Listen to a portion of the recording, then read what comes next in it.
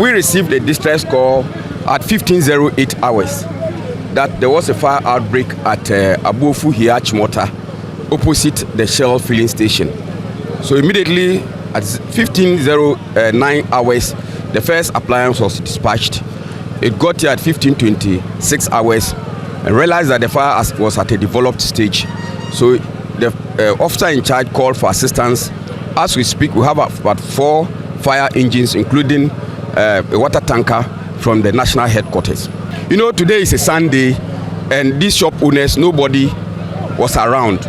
But people who saw what happened at the beginning and our investigations that we are gathering is that there was an explosion in one of the containers. And this explosion is what led to the fire outbreak. So we are now going to investigate to find out what exactly exploded in that container. Even though we need to confirm with facility owners, we have 10 containers that have been affected. There has not been any casualty, but the good news is that you can see on my left is a very big restaurant and somebody's residence. That is a treat and grill bar restaurant. We have managed to protect it. Adjoining structures has been protected. That is the good news. As we speak, I can declare that fire has finally been extinguished. Unless maybe technically there is what we call reignition, which I will not have the opportunity to tell whether it can happen. But as we speak now, fire has finally been extinguished. After firefighting, we do what we call salvaging and also investigate, then learn lessons and be able to advise and add it to our fire safety educations. I also want to use this opportunity to advise the general public. Christmas is approaching. This lady over here, I'm told, has brought in a lot of items stocked waiting for Christmas. Everything during Christmas is done in either double or triple. So I want to advise that in your attempt to make money, we should also take safety issues quite serious, especially fire safety. Now, cordoning is very important in incident command.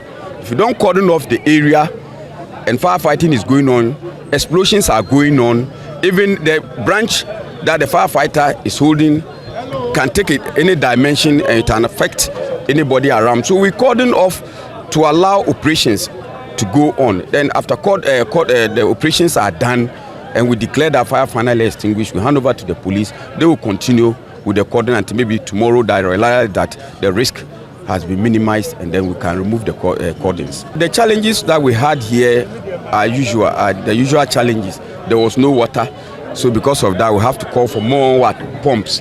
Accessibility to the fire was not there.